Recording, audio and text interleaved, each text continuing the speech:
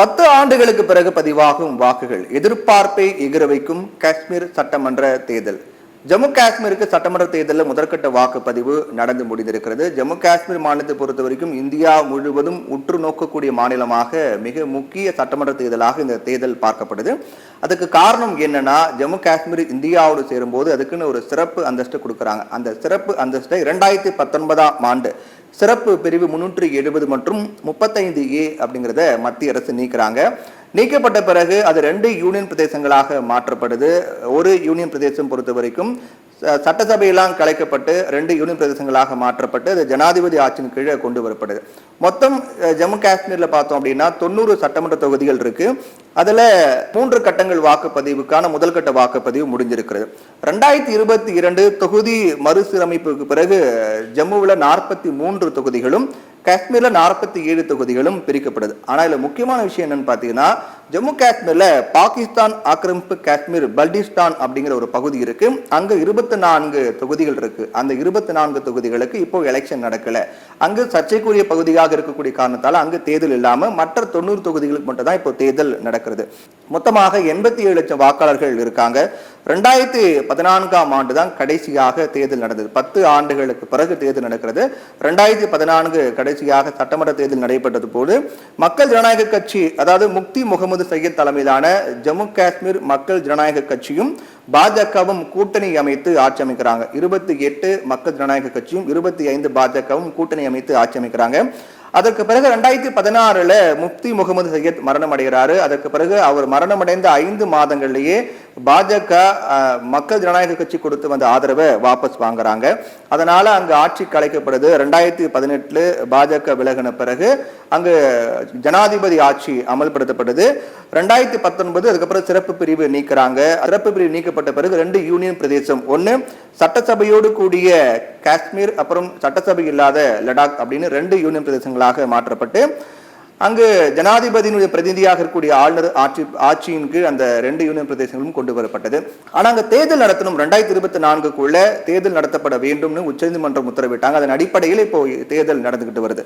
அடுத்து இந்த தேர்தல் ஏன் இவ்வளவு முக்கியத்துவம் கொடுக்கப்படுது, ஏன் எதிர்பார்க்கப்படுது அப்படின்னா அதுக்கு மிக முக்கியமான சில காரணங்கள் இருக்கு. ஒண்ணு, 10 ஆண்டுகளுக்கு பிறகு ஜம்மு காஷ்மீர்ல தேர்தல் நடக்கிறது. 10 ஆண்டுகளுக்கு பிறகு, 10 வருஷமா நடக்காத தேர்தல் 10 ஆண்டுகளுக்கு பிறகு நடக்கிறதுனால அதிக முக்கியத்துவம் கொடுக்கப்பட்டு யார் அங்கு ஆட்சி அமைப்பார்கள், 10 ஆண்டுகளாக மக்களுடைய எண்ண ஓட்டங்கள் என்னவாக இருந்தது, மக்களுடைய தேர்வு யாராக இருப்பார்கள் அப்படின்னு எதிர்பார்ப்பு இருக்கு.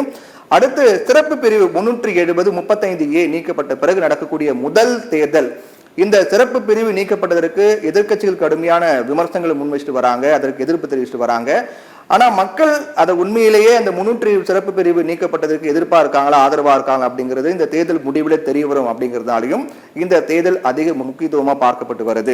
அடுத்து 2 யூனியன் பிரதேசங்களாக மாற்றப்பட்ட பிறகு நடக்கக்கூடிய முதல் தேர்தல் அப்படிங்கிற காரணத்தாலையும் இந்த தேர்தல் அதிக முக்கியத்துவம் கொடுக்கப்பட்டு மக்களுடைய தேர்வு யாராக இருக்க போகிறார்கள் என்ற எதிர்பார்ப்பு இந்தியா முழுக்க ஏற்பட்டு இருக்கு. இந்த தேர்தல் முடிவுகள் என்ன தாக்கத்தை ஏற்படுத்தும், இந்த மிக முக்கியமான தேர்தலாக பார்க்கப்படுது. அப்படிங்கிற போது தேர்தல் முடிவுகள் என்ன தாக்கத்தை ஏற்படுத்தும் அப்படின்னா, இந்த தேர்தலை பொறுத்த வரைக்கும் பாஜக மெஹபூபா முப்தியினுடைய காஷ்மீர் மக்கள் ஜனநாயக கட்சி தனித்து களம் காண்றாங்க. 2014 கூட்டணியோடு ஆட்சி அமைத்தாங்க, இப்போ தனித்து களம் காண்றாங்க. குலாம் நபி ஆசாத்தினுடைய ஜனநாயக முன்னேற்றம் ஆசாத் கட்சி, அப்புறம் ஆம் ஆத்மி, பகுஜன் சமாஜ் உள்ளிட்ட சில கட்சிகளும் தனித்து போட்டிடுறாங்க. மெஹபூபா முப்தி தலைமையிலான, மெஹபூபா முப்தி பொறுத்த வரைக்கும் ஃபருக் அப்துல்லாவுடைய தேசிய மாநாட்டு கட்சி மற்றும் அதுக்கு அவங்களோட கூட்டணி அமைக்க முடிவு பண்ணாங்க. ஆனா அது கை கொடுக்கல. காங்கிரஸோடையும் அவங்களால கூட்டணி அமைக்க முடியாத சூழல் ஏற்பட்டிருக்கு. அதனால மெஹபூபா முப்தியும் தனித்து களம் காண்றாங்க. ஃபருக் அப்துல்லா பொறுத்த வரைக்கும் தேசிய மாநாட்டு கட்சி மீண்டும் காங்கிரஸோட கூட்டணி அமைத்து இந்த தேர்தலை சந்திக்கிறாங்க. ஆனா அங்கேயே 5 தொகுதிகளில் 2 கட்சி உடன்பாடு இல்லாத காரணத்தால அந்த 5 தொகுதிகளில் மட்டும் ஃபருக் அப்துல்லாவும் அதே போன்று காங்கிரஸும் தனித்தனியாக களம் காண்றாங்க. தேசிய மாநாட்டு கட்சியும் காங்கிரஸும் 5 தொகுதிகளை மட்டும்தான் தனித்தனியாக களம் காண்றாங்க. மற்ற தொகுதியில கூட்டணி அமைத்து போட்டிடுறாங்க. 2 கட்சியும் பொறுத்த வரைக்கும் பிரதானமா பாஜகவா அல்லது காங்கிரஸ் கூட்டணியா அல்லது மெஹபூபா முப்தி தலைமையிலான ஜம்மு காஷ்மீர் மக்கள் ஜனநாயக கட்சி அப்படின்னு பார்க்கப்படும் போது தேர்தல் வாக்குறுதிகள் மிகுந்த முக்கியத்துவம் அங்கு பெறுது. சிறப்பு அந்தஸ்து மீண்டும் கொண்டு வரும் அப்படின்னு காங்கிரசும், சிறப்பு அந்தஸ்துங்கிறது வரலாற்று நிகழ்வு முடிந்து போனது அப்படின்னு பாஜகவும் சொல்லிட்டு வராங்க. அப்போ இந்த சிறப்பு அந்தஸ்து மக்கள் வேணும்னு நினைக்கிறாங்களா அல்லது வேண்டாம் நினைக்கிறாங்களா அப்படிங்கிறதும் தேர்தல் முடிவுல தெரிந்துவிடும். மக்களவை தேர்தலை பொறுத்த வரைக்கும் நடந்து முடிந்த மக்களவை தேர்தலில் பாஜக 2 இடங்கள்ல வெற்றி பெற்றாங்க. அது சிறப்பு அந்தஸ்து நீக்கின பிறகுதான் அங்க மக்களவை தேர்தல் நடக்கிறது. 2 இடங்கள்ல பாஜக ஜெயிக்கிறாங்க, 2 இடங்கள்ல தேசிய மாநாட்டு கட்சி ஜெயிக்கிறாங்க, ஒரு இடத்துல சுயேட்சை பொறுத்த வரைக்கும் ரஷித் அப்படிங்கிறது ஜெயிக்கிறார். இன்ஜினியர் ரஷித் அப்படின்னு சொல்லுவாங்க. இவர் மிகுந்த முக்கியத்துவம் ஒரு கவனம் பெற்ற வேட்பாளராக மாறி இருக்காரு. தற்போது மிக முக்கிய ஒரு நாடாளுமன்ற உறுப்பினராக இருக்காரு. ஏன்னா அவர் சிறையில் இருக்கும் போது இந்த தேர்தல் நடந்தது, அப்போது அவர் ஜெயிக்கிறாரு. 1.